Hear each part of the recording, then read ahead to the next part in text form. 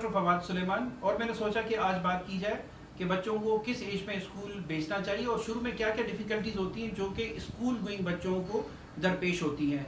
ये आइडिया मेरे जहन में कैसे आया, मेरे दोस्त हैं बड़े करीबी, उन्होंने मुझे आज क्वेटा से कॉल की और वो पूछ रहे थे कि बच्चों को किस एज में स्कूल भेजना चाहिए, और फिर बाद में उन्होंने कहा कि आप जो है एक वीडियो रिकॉर्ड करके अपलोड करें और बता सकें लोगों की आगाही के लिए कि किस एज में बच्चों को स्कूल भेजना चाहिए। तो कुछ स्टडीज़ कहती हैं कि 3 साल की जो एज है जिसको प्री स्कूलिंग पीरियड कहा जाता है, उसमें बच्चे को प्री नर्सरी क्लास में दाखिल कर देना चाहिए। अब 2 एजेस मैं बताना चाहूँगा। जैसा कि मैंने बताया कि प्री नर्सरी की जो एज है, प्री स्कूलिंग जो टाइम पीरियड है वो 3 से 5 साल का अरसा है, और 5 से 10 साल का जो एज है उसे कहते हैं स्कूलिंग टाइम पीरियड। ये बच्चों की ग्रोथ के साथ एसोसिएटेड होता है। अब वालिदैन को मैं ये पैगाम कन्वे करना चाहूँगा कि सबसे बेहतरीन आप अपने बच्चे को जानते हैं। आपको पता है कि बच्चे की ज़हनी सलाहियत कितनी है, उसकी और सलाहियतें कितनी हैं, उसका पढ़ाई की तरफ रुझान कैसा है, क्योंकि स्कूल भेजने से पहले ही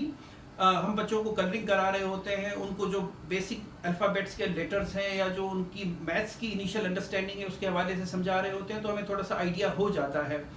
तो अगर 3 साल की एज में स्कूल भेजा जाए तो बहुत अच्छा है, क्योंकि स्कूल सिर्फ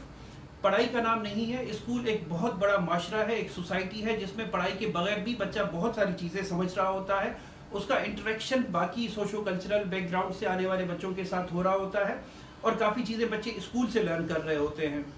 तो मैं इस चीज़ को इनकरेज करूँगा हाईली कि ऐसे स्कूल में बच्चे की ओरिएंटेशन हो जिसमें बहुत डिफरेंट सोशो कल्चरल बैकग्राउंड से बच्चे ताल्लुक़ रखते हों, ताकि उस बच्चे की ओरिएंटेशन बढ़े। फॉर एग्जाम्पल, किसी भी रीज़न की वजह से अगर 3 साल की एज में स्कूल में नहीं भेज सकते तो कोई मसला नहीं है, 4 ईयर की एज में भी आप बच्चे को स्कूल में डाल सकते हैं।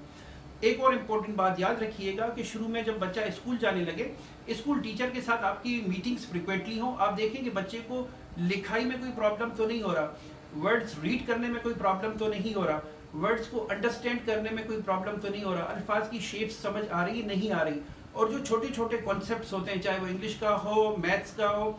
या उर्दू का हो, उसे समझ आ रहा है या नहीं आ रहा। फॉर एग्जांपल, अगर कोई इस तरह की डिफ़िकल्टी है तो उसके लिए ज़रूर मदद रुजू हासिल करें। बहुत सारे बच्चे हैं जिनको लर्निंग डिफ़िकल्टीज़ होती हैं, लेकिन अगर उनको रेमीडियल टीचिंग दी जाए कि सिर्फ एक ही टीचर एक बच्चे को अलग से 1 घंटा निकाल कर, चाहे वो शाम के ट्यूशन आवर्स हों या सुबह में स्कूलिंग टाइम के आवर्स हों,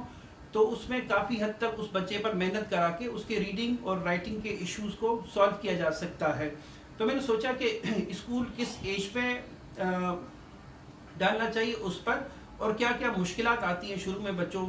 के साथ, तो इस पर थोड़ा सा अवामी रहनुमाई के लिए काम किया जाए और इस वीडियो को आपकी खिदमत में पेश किया जाए। आपके कीमती वक्त का बहुत शुक्रिया।